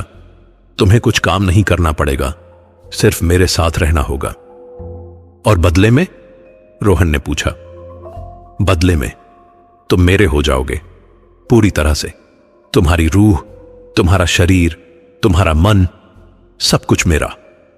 रोहन ने सिर हिलाया। नहीं, मैं किसी का गुलाम नहीं बनूंगा, चाहे वो तुम हो या कोई और। काली का चेहरा बदल गया। उसकी खूबसूरती गायब हो गई। अब वो अपने असली रूप में थी, एक भयानक पिशाचिनी, जिसके बाल जंगली थे, आंखें लाल थीं और नाखून लंबे और नुकीले थे। तो फिर तुम मरोगे, काली ने गुर्राते हुए कहा। लेकिन आसानी से नहीं। मैं तुम्हें इतना तड़पाऊंगी कि तुम खुद मौत की भीख मांगोगे। और उसने अपना हाथ उठाया, लेकिन तभी रोहन की तुलसी माला चमक उठी। एक तेज रोशनी निकली और काली को पीछे धकेल दिया। काली चीखी, ये तुलसी! तुमने मुझसे झूठ बोला, तुम्हारे पास तुलसी है। रोहन को समझ आया कि माला ने उसे बचा लिया, लेकिन यह कब तक चलेगा? काली ने खुद को संभाला। ठीक है, तुम्हारे पास तुलसी है तो क्या हुआ? मैं तुम्हें और तरीकों से तोड़ूंगी। और वो गायब हो गई। रोहन वहीं खड़ा रह गया, सांसें लेते हुए। उसे पता था कि अब काली उसके पीछे पूरी तरह से पड़ गई है। अगले 3 दिन बहुत मुश्किल होने वाले हैं। उस रात रोहन को नींद नहीं आई। वो बस अपनी योजना के बारे में सोचता रहा। उसे छत तक पहुंचना होगा, लेकिन कैसे? दरवाजा जादुई तरीके से बंद था। तभी उसे याद आया, किताब। उस तांत्रिक किताब में शायद कोई मंत्र हो जो इस दरवाजे को खोल सके। उसने किताब निकाली और पन्ने पलटने लगा। कई मंत्र थे, कई विधियां थीं। और फिर उसे एक मंत्र मिला, बंधन मुक्ति मंत्र। इस मंत्र को पढ़ने से कोई भी जादुई बंधन टूट सकता था। लेकिन यह मंत्र संस्कृत में था और बहुत जटिल था। रोहन ने रात भर प्रैक्टिस की, बार बार मंत्र पढ़ा, हर शब्द को याद किया। सुबह होते होते या जो भी समय था, वो मंत्र को अच्छे से याद कर चुका था। अगली रात जब काली कहीं बाहर गई या जो भी वो करती थी, रोहन चुपके से उस बंद दरवाजे के पास गया। उसने मंत्र पढ़ना शुरू किया, धीरे धीरे, स्पष्ट उच्चारण के साथ। और जैसे जैसे वो मंत्र पढ़ता गया, दरवाजे में से एक अजीब सी आवाज आने लगी, जैसे कुछ टूट रहा हो। और फिर एक तेज आवाज के साथ दरवाजा खुल गया। रोहन ने अंदर देखा। वहां एक सीढ़ी थी जो ऊपर छत की तरफ जा रही थी। वो धीरे धीरे सीढ़ियां चढ़ने लगा। छत पर पहुंचकर उसने चारों तरफ देखा। वहां बीच में एक बड़ा काला पत्थर रखा हुआ था। उस पर अजीब अजीब तांत्रिक निशान बने हुए थे और उसके चारों तरफ एक अजीब सी ऊर्जा महसूस हो रही थी। यह वही पत्थर था जिसके बारे में गोविंद राय ने बताया था। रोहन ने पत्थर के पास जाने की कोशिश की, लेकिन जैसे ही वो करीब गया, एक अदृश्य दीवार ने उसे रोक दिया। वो आगे नहीं जा सकता था। उसे समझ आया कि इस पत्थर के चारों तरफ एक सुरक्षा कवच था, और इसे तोड़ना बहुत मुश्किल होगा। लेकिन उसने हार नहीं मानी। वो वापस नीचे आया और किताब फिर से पढ़ने लगा। कोई ना कोई रास्ता जरूर होगा। और तभी उसे एक और विधि मिली। इस विधि में लिखा था कि अगर सभी बंधी हुई आत्माएं एक साथ मिलकर प्रार्थना करें तो कोई भी सुरक्षा कवच टूट सकता है। रोहन को समझ आया, उसे सभी आत्माओं को इकट्ठा करना होगा और पूर्णिमा की रात सबको एक साथ लाकर उस पत्थर को तोड़ना होगा। लेकिन सभी आत्माओं को कैसे इकट्ठा करे? वो तो अलग अलग जगहों पर फंसी हुई हैं। तभी उसे एक विचार आया। अगली रात से जब भी वो किसी आत्मा से मिलेगा, वो उन्हें बताएगा कि पूर्णिमा की रात सभी को हवेली आना है और एक साथ मिलकर वो काली को हराएंगे। अगले 2 दिन रोहन ने यही किया।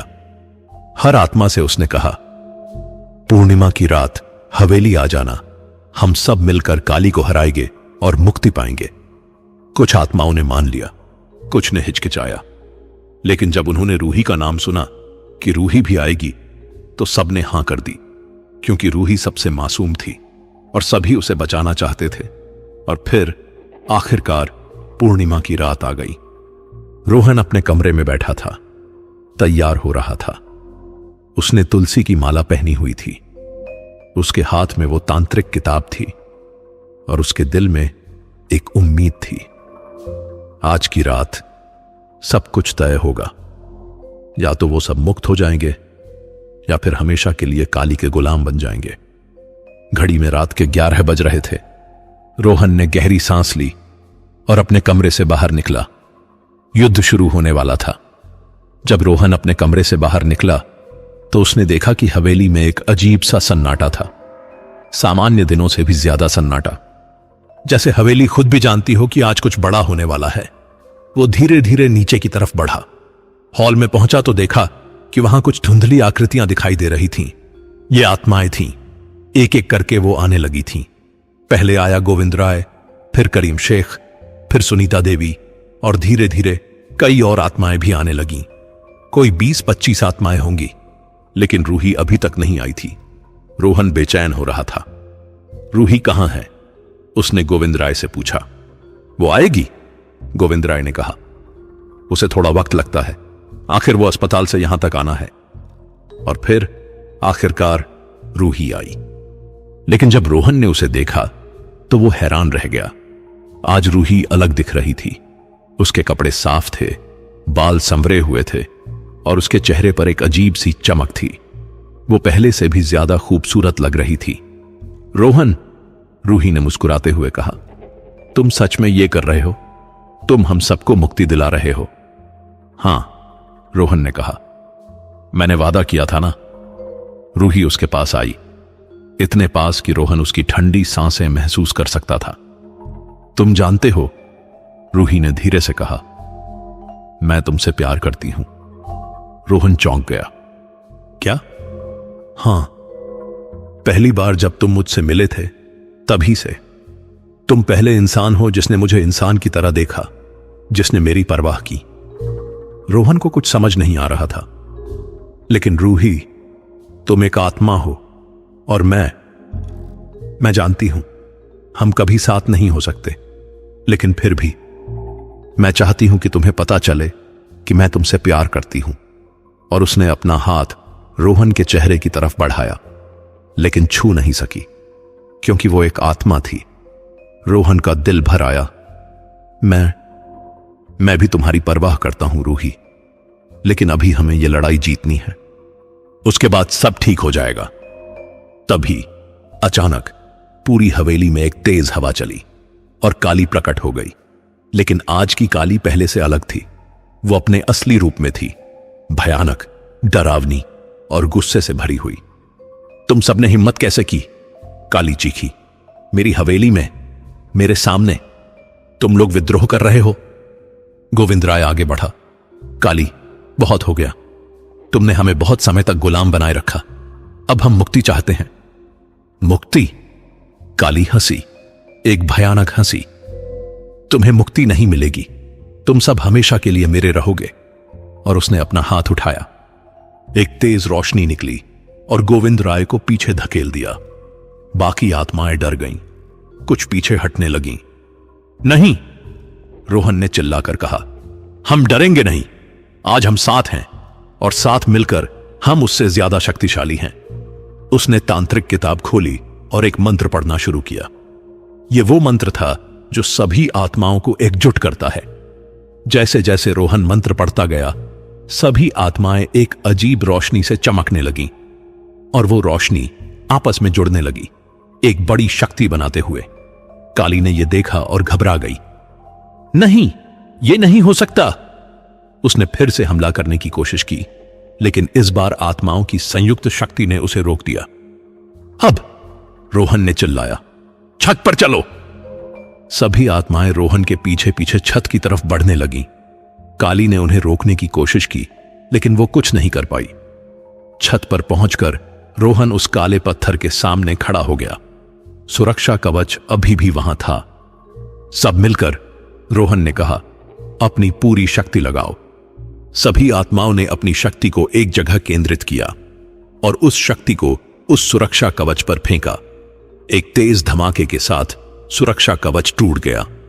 रोहन ने एक भारी पत्थर उठाया और काले पत्थर पर मारा। एक बार, 2 बार, 3 बार, और फिर एक जोरदार आवाज के साथ काला पत्थर टूट गया। अचानक आसमान में एक बदलाव आया। जो अंधेरा इतने समय से छाया हुआ था, वो धीरे धीरे हटने लगा और दूर से क्षितिज पर सूरज की पहली किरण दिखाई दी। नहीं, काली चीखी, सूरज नहीं। सूरज की रोशनी धीरे धीरे हवेली में आने लगी और जैसे जैसे रोशनी आती गई, काली कमजोर होती गई। उसकी शक्ति खत्म होने लगी। तुमने मुझे बर्बाद कर दिया, काली ने रोहन की तरफ देखते हुए कहा। नहीं, रोहन ने कहा, तुमने खुद को बर्बाद किया। तुमने निर्दोष लोगों को गुलाम बनाया और अब तुम्हें इसकी सजा मिल रही है। सूरज की रोशनी जब काली पर पड़ी तो वो चीखने लगी। उसका शरीर धीरे धीरे गलने लगा, जैसे मोम गल रहा हो। रोहन, काली ने आखिरी बार कहा, मैं तुमसे प्यार करती थी। और एक तेज रोशनी के साथ काली गायब हो गई, हमेशा के लिए। रोहन वहीं खड़ा रह गया, सांसें लेते हुए। उसने सच में काली को हरा दिया। लेकिन तभी कुछ अजीब हुआ। सभी आत्माएं भी चमकने लगीं। उनके शरीर एक सफेद रोशनी से भरने लगे। क्या हो रहा है? रोहन ने पूछा। गोविंद राय मुस्कुराए। हम मुक्त हो रहे हैं बेटा। आखिरकार हमें शांति मिल रही है।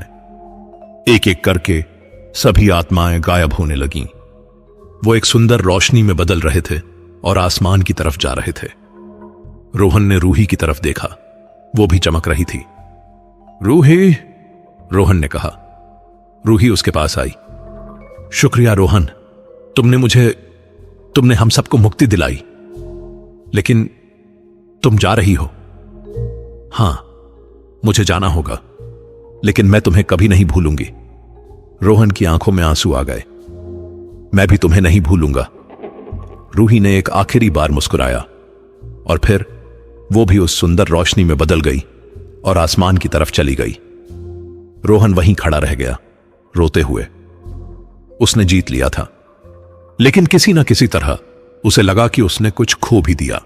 जब सूरज पूरी तरह से निकल आया तो रोहन ने हवेली को देखा। अब वो पहले जैसी डरावनी नहीं लग रही थी। सूरज की रोशनी में वो बस एक पुरानी जर्जर हवेली थी। रोहन नीचे आया और हॉल में गया। वहां सब कुछ वैसा का वैसा था, फर्नीचर, पेंटिंग्स, सब कुछ। लेकिन वो अजीब अंधेरा नहीं था। अब सब कुछ साफ दिख रहा था। उसने सोचा कि शायद अब वो जा सकता है।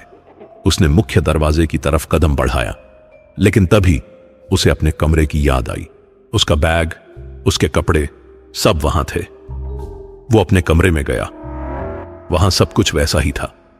उसने अपना बैग उठाया और अलमारी खोली, और तभी उसे कुछ दिखाई दिया जो उसे पहले नहीं दिखा था। अलमारी के पीछे एक छुपा हुआ दरवाजा था। उसने दरवाजा खोला।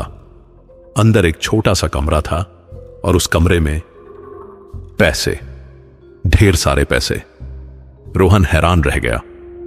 ये सारे पैसे, ये वही पैसे थे जो वो आत्माओं से वसूल करके लाया था। उसने पैसे गिनने शुरू किए।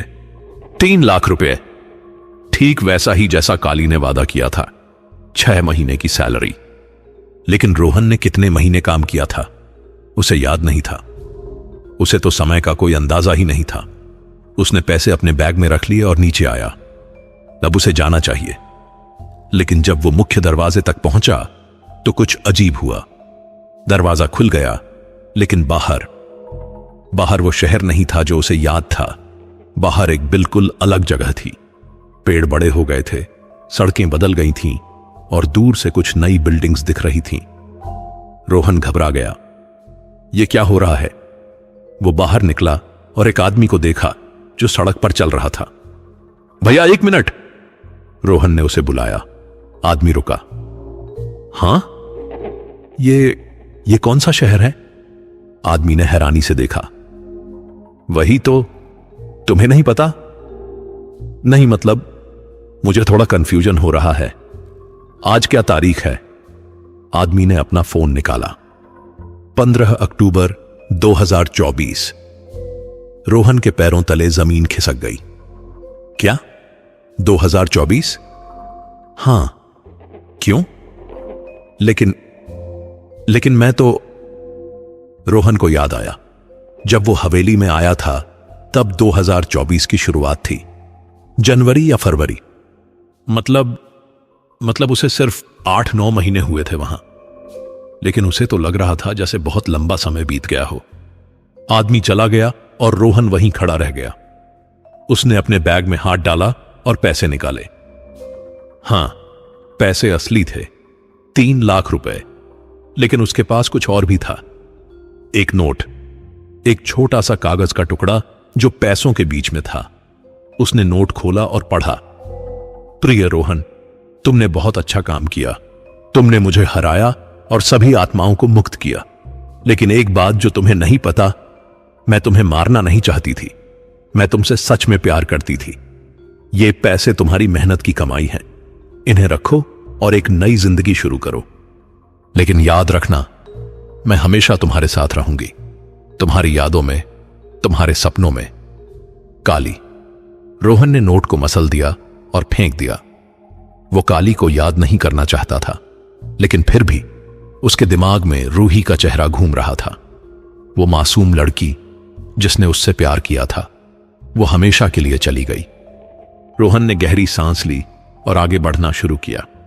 उसके पास अब 3 लाख रुपए थे। वो एक नई जिंदगी शुरू कर सकता था, एक अच्छी जिंदगी। लेकिन क्या वो कभी उस हवेली को भूल पाएगा? क्या वो कभी रूही को भूल पाएगा? शायद नहीं। और ये ठीक भी था, क्योंकि कुछ यादें, कुछ अनुभव, वो हमें बदल देते हैं हमेशा के लिए। बहुत साल पहले एक राजा था। उसका नाम था राजा विक्रम सिंह। वो बहुत शक्तिशाली था, लेकिन बहुत क्रूर भी। उसने अपनी प्रजा पर बहुत अत्याचार किए।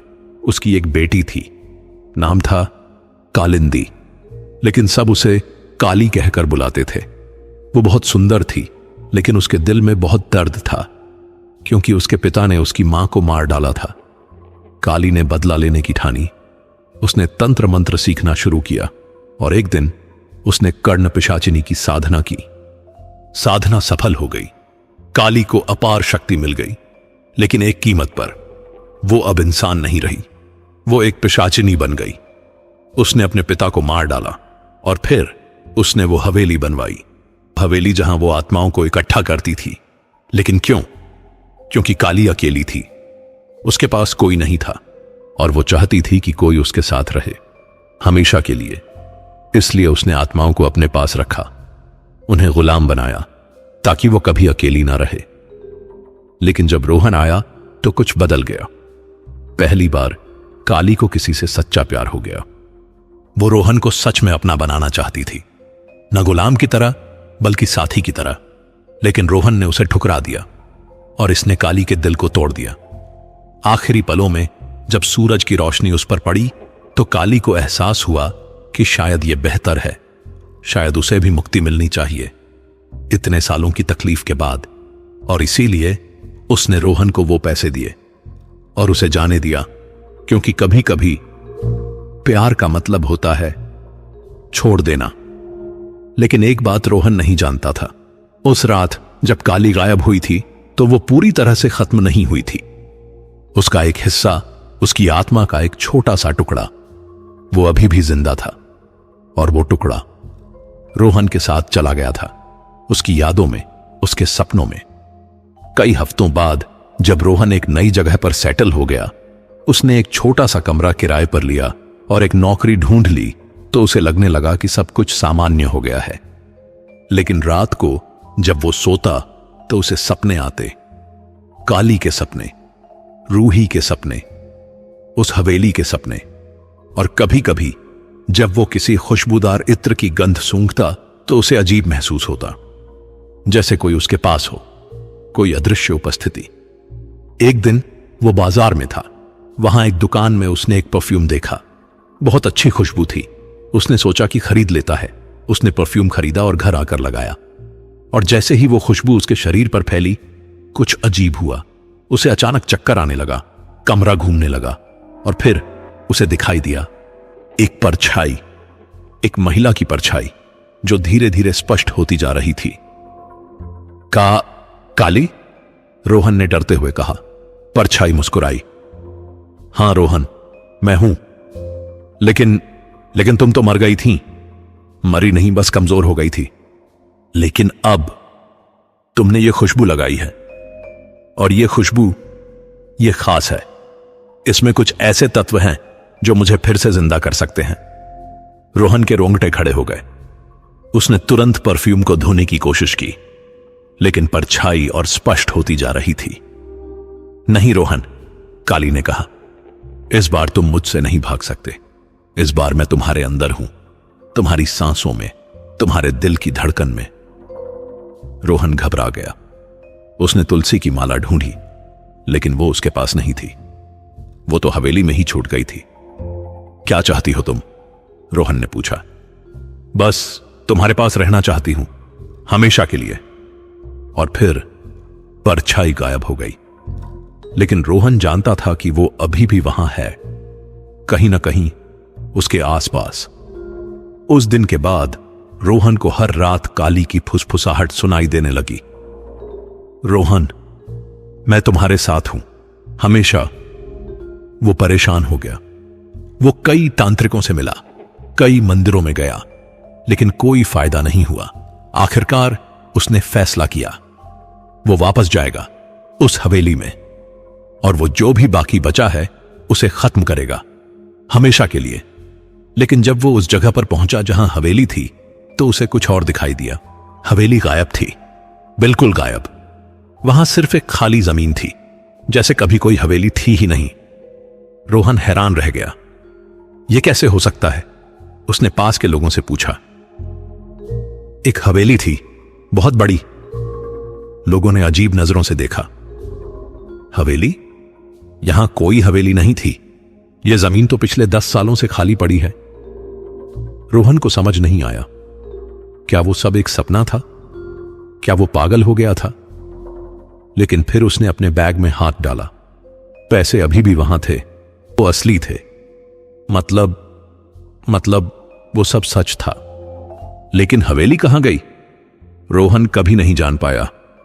और काली की फुसफुसाहट, वो धीरे धीरे कम होती गई।